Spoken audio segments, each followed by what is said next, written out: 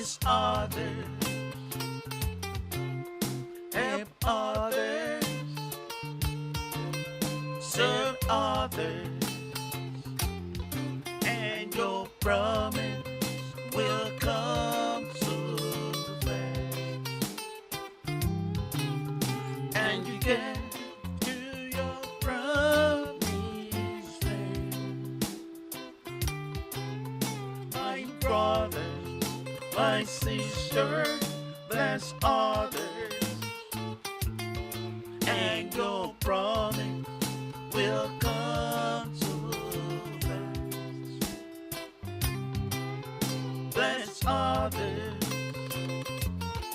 and you get to your promised land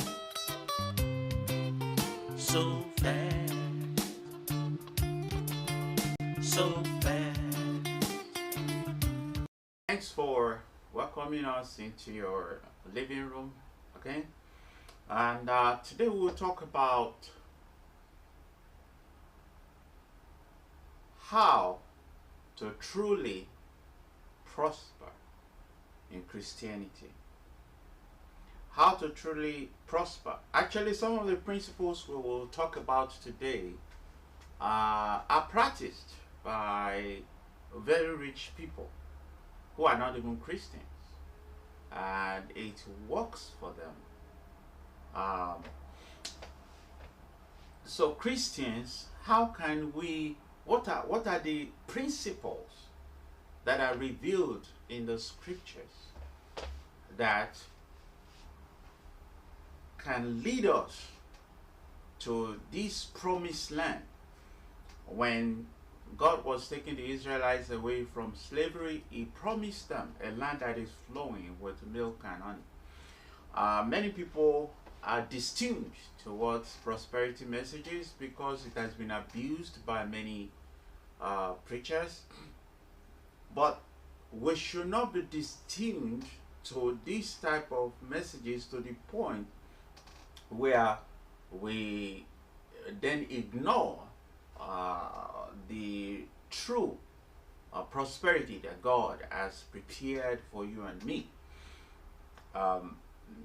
For our wellness, Jesus suffered. He was poor so that we can become rich. These principles today are going to follow what I call ORR. So I want you to write that down. ORR. That is basically the three steps that are involved in this realization of promises that God has given to us. As you can see, I hesitate to use the word prosperity because of the way people have actually misused it. But there's no way around it. We just have to learn the real thing. So we start with Mordecai. I know that probably you have never heard this side of Mordecai before. Mordecai was a Jewish guy who worked for the king in the land of captivity. His story is a very deep one, but we're going to look at some of the things that helped him to become who he turned out to be in the scriptures. This is a guy that went from the verge of being destroyed completely.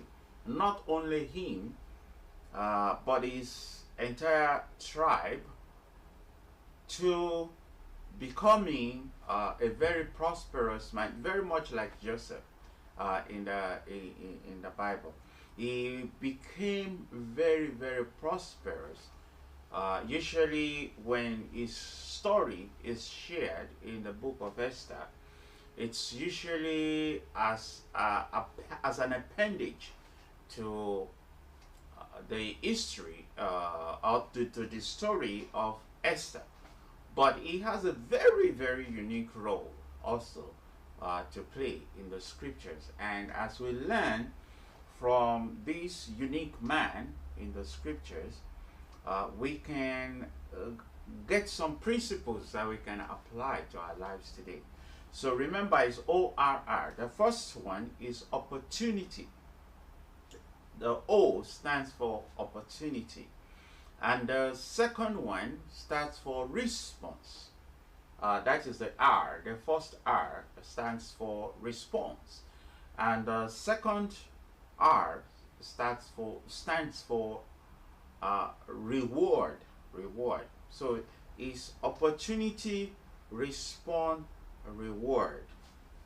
So one of the things that will help Christians get to that promised land. A lot of us receive promises and we wait and we wait and we wait, and somehow it's like the promises will never come. Some people even die without receiving the promise. Remember, in the wilderness, about 600,000 Israelites were promised a land that was flowing with milk and honey, but only 2 of them got there. Only 2 of them got there. Out of 600,000, only 2 made it to the promised land. And the story is repeating itself today, even in our lives. A lot of people receive promises, and those promises are never realized. They just die. Why? Because they are probably not aware of these 3 principles or 3 steps, the ORR. So I pray that today, as you watch this program, that the Holy Spirit will illuminate this message, will bring this message alive into in your life, to the point where you will take it and run with it. So it starts with opportunity.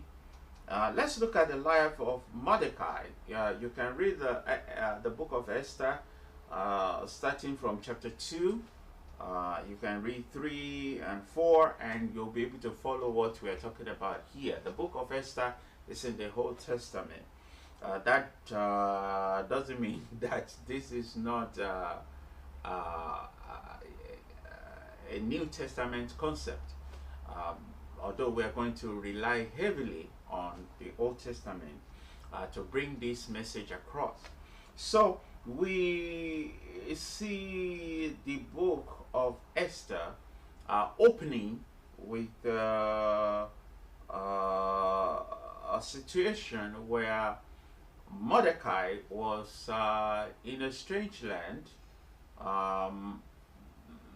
brought there as a captive after war that God allowed, because Israelites will not listen to their God.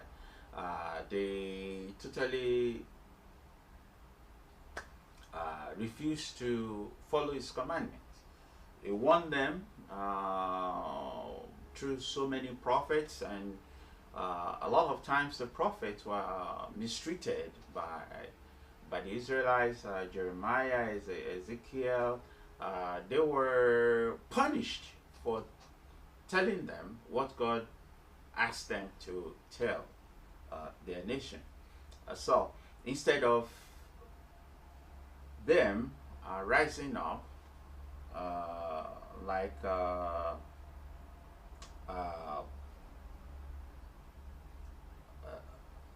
the prophet Jonah, when Jonah warned the city of an impending doom, that God was going to punish this particular city, Nineveh, Um, the whole city fasted. That's what the Bible said. The whole city fasted. Animals did not eat. That is the extent of the belief. Even though Jonah did not want to go to that city to deliver the message, he actually ran away. But when the people of that city